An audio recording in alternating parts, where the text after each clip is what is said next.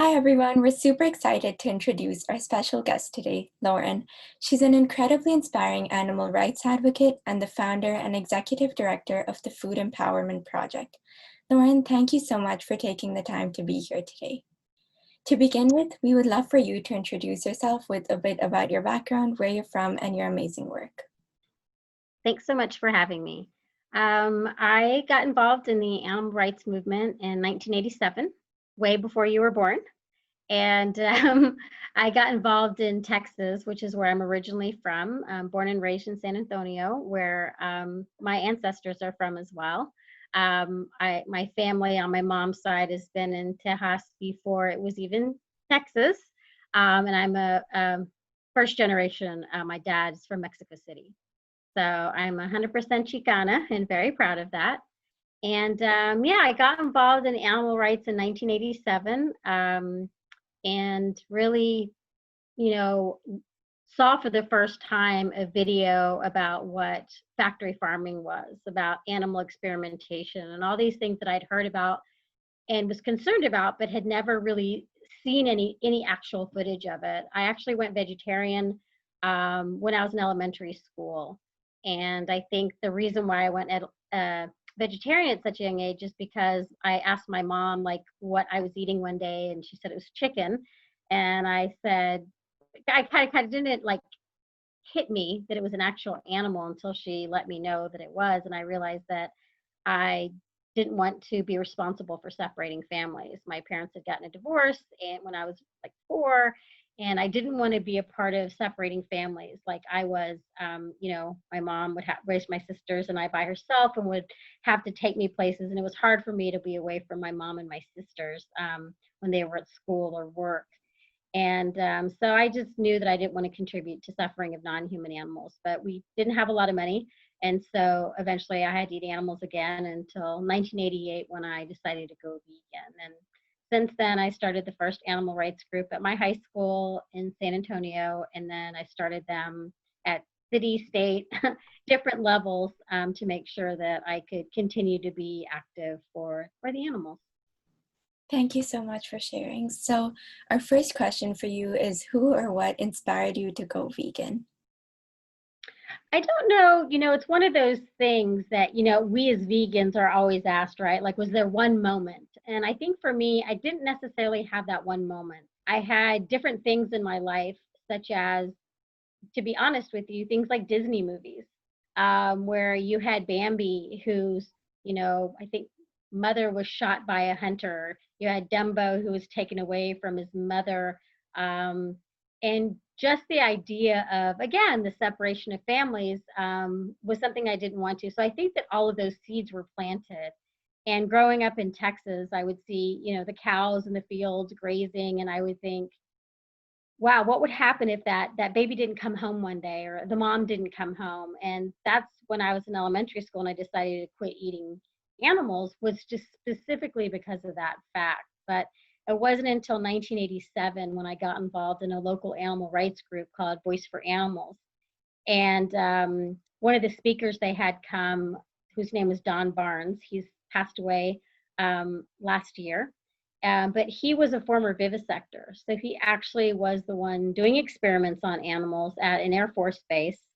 And he stopped doing it. There's a long story, amazing story as to why. But basically, he came to speak about the fact that he used to do experimentation on animals. He used to be a hunter. He used to eat meat. And he started saying about how he went vegan too. And by that time, I was already not wearing leather. And I was a vegetarian, but I hadn't gone that final step to say I'm going vegan. And when I heard him, I was like, well, if he can do it, I can do it. And immediately went home and gave my sisters my shoes and my belts and just said, I'm not participating in any animal cruelty anymore. So, kind of tying back to your first point, what was your journey going vegan and starting your initiative like? Well, my journey going vegan, wasn't easy. This would have been in the 1980s in Texas. So it wasn't very easy. And it was something that, I'm not going to say everybody knows what veganism is now, but it certainly is more familiar to people than it was back then.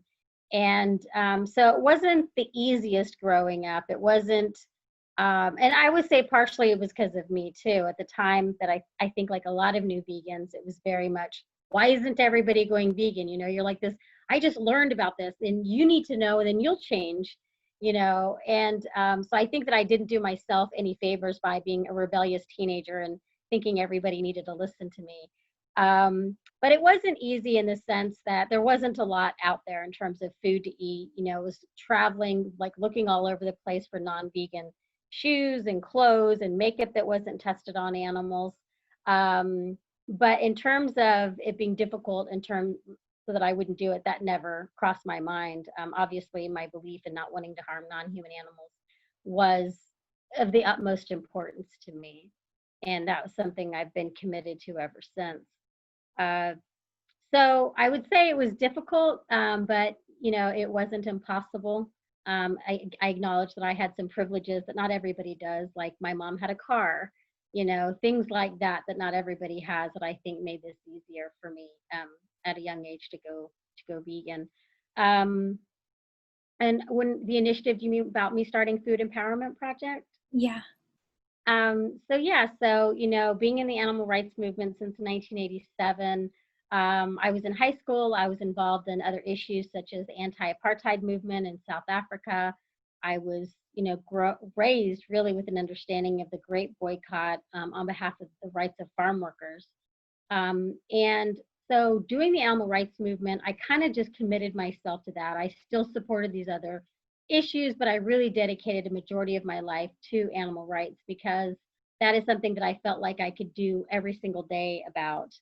Um, but in doing it over the years, over the decades, really, I also received a lot of pushback when I would talk about human rights issues that meant a lot to me. Farm worker justice being one of them. When I learned about what was happening in the chocolate industry, which included slavery and child labor and still does, I was just as horrified as I was as the first time I saw the tip of a chick having her beak cut off. You know, it was something that horrified me and I wanted to do something about. So, you know, the animal rights movement and the activists involved really weren't that welcoming or wanting to share a lot of these ideas. And I got a lot of pushback for that. And so when I spoke at the World Social Forum in Caracas, Venezuela, about the impact that animal agriculture has on the animals and the workers and the environment, I was around so many other activists who looked like me, who felt like I did, who cared about other social justice issues, that when I came back, I knew I wanted to start an organization that I would create the mission for it. I would be the one deciding everything about it, and that it would be really dedicated to connecting the issues, to showing that all these various issues of oppression do have a connection. And when we look at food, we have the ability to make a difference as individuals, but even more importantly, collectively, to try to make changes that are going to improve the lives of human and non-human animals. So, along this journey, which challenges did you face and how did you overcome them? I feel like I'm still dealing with those challenges. I think one is that I'm a brown woman.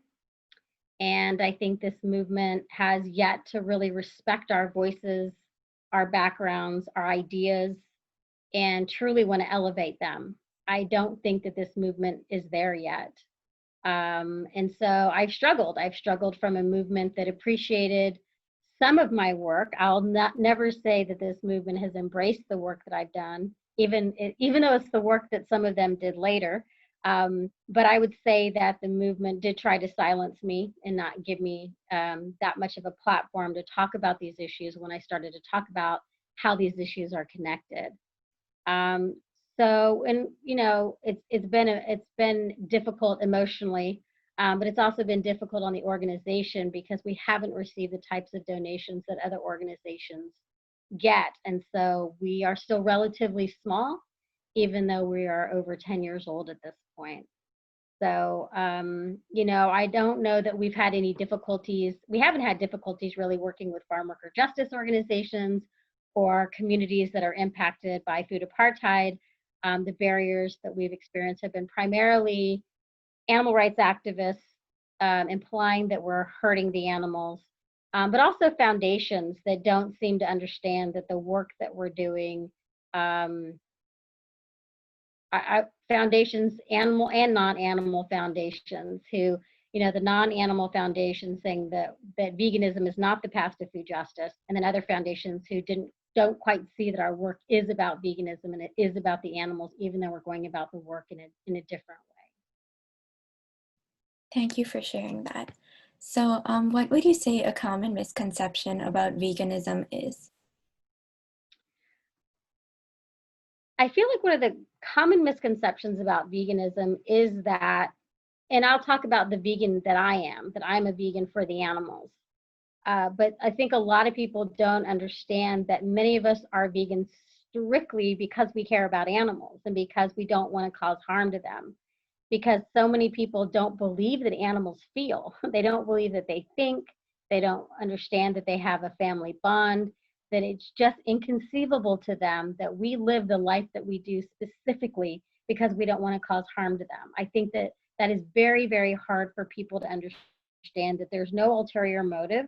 There's no political gain, financial gain, or something like that for us necessarily for doing the work that we're doing. We are literally doing it because we don't want harm to come to non-human animals. I agree. So, how has going vegan shaped you as a person? It's a great question. Going vegan changed my entire life uh, because I had no intention of going to college. I pretty much that just realized it wasn't the path for me. But when I got involved in animal rights, um, I was faced with talking to, the people who led the animal rights group that I was a part of, and said, what can I do? What do you think is the most important thing I can do for the animals? And even though my family wanted me to go to college, it wasn't something I wanted to do because I felt like there was so much to do in the world, so many things that need to be changed. But the heads of the animal rights group just said, look, we think, taking, and they gave me a list of courses they thought I should take in college, and I took those courses. I took exactly what they told me to take, and I did it just so I could try to become a better advocate for the animals. And it's shaped everything about my life. I think it's what has I think that being a vegan and doing animal rights work has given me a sense of self, that a brown woman living in Texas didn't necessarily have, because I had something um, to see was more important than myself. And to see that even though I may have not have felt I had a lot of self-worth, I knew that the animals did. And I knew that I needed to do everything in my life to advocate and protect them. So, what would you consider to be the most rewarding part of being a vegan? Um, there's many rewarding things about being vegan. Um, Obviously, the biggest one is looking at animals and knowing that I'm doing my best to protect them. That I'm looking at any individual, and in the work that I do, I can look at the children of farm workers and think, I'm doing what I can for you. I want to do more, but this is what I can do. um so I think that is a big part. I also think I'm an incredibly picky eater, and I think that if I hadn't gone vegan, I may never have tried Thai food, which is one of my absolute favorite foods. So I think that becoming a vegan allowed me to try many different vegan foods, different cultures that I may not have tried otherwise. And of course, I've got to meet a lot of incredible animals. Through my investigations, through the rescues, and obviously through visiting sanctuaries, being it for farmed animals or for elephants. So, to conclude, what would be some words of wisdom you would like to share with aspiring vegan activists and community members?